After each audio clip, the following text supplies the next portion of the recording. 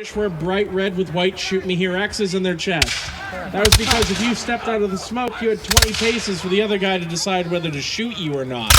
So by wearing a bright and distinctive uniform, you'd hopefully only be shot at by one side.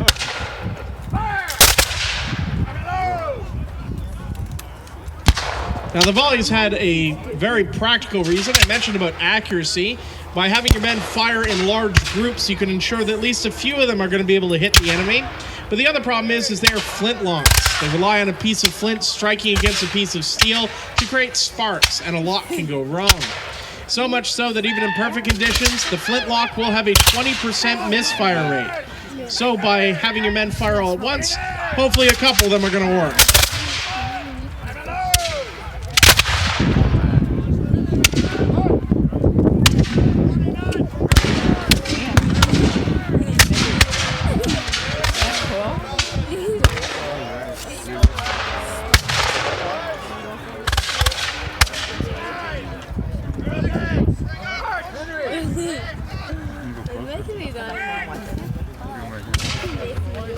So the British are getting a little aggressive, pushing up towards the Americans. We have a variety of units here, but I'll point out one in particular because they're directly in front of me.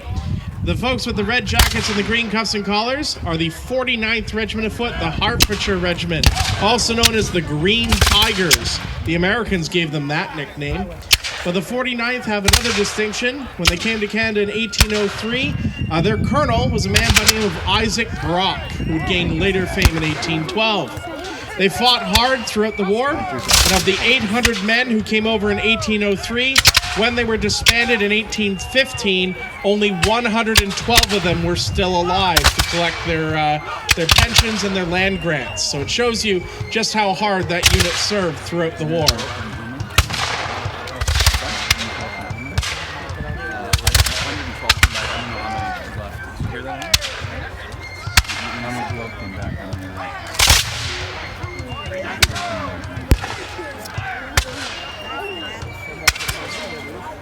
Yes, he is. George should be here somewhere in the field. I can't see the faces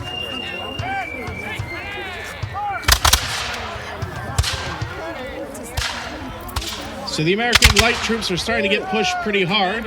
Light troops typically would scatter out over the field so they provided a less tempting target for those large volleys. The downside being is that by spreading out, they were no longer going to be able to have the firepower to cause the heavy casualties upon the enemy. But light infantry are like mosquitoes. They're not meant to bleed you dry, they're just there to annoy you. So they were meant to distract the enemy, to kind of knock them off kilter, and also to scout out where the enemy's weak points were so the main body could come up and deal the finishing blow.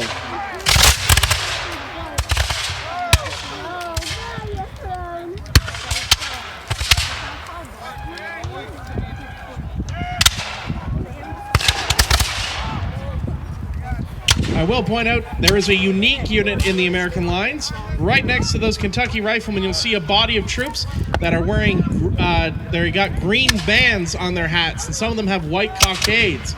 This is a unit that wasn't formed until July of 1813, but has an interesting story in that it's a Canadian regiment in the United States Army. In July of 1813, Joseph Wilcox, who was the member of the legislature for the Upper Niagara, he offered his services and the services of his fellow Canadians for the Americans.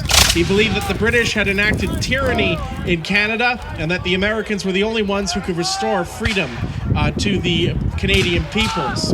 He would eventually have over 150 men fighting in his Canadian Volunteer Regiment. And these men were responsible for one of the biggest war crimes of the War of 1812, the destruction of the village of Newark.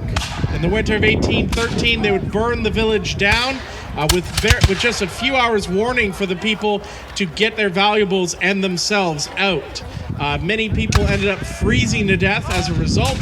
And in retaliation, the British would capture Fort Niagara at the north end of the Niagara River and march all the way to Buffalo at the south end, and they would burn every American village in their path in retaliation for what the Canadian Volunteers had done. And for any patriotic Canadians, good news. Joseph Wilcox bites it at the Siege of Fort Erie in 1814. He's buried in Buffalo. He's in an unmarked grave, so we can't dig him up.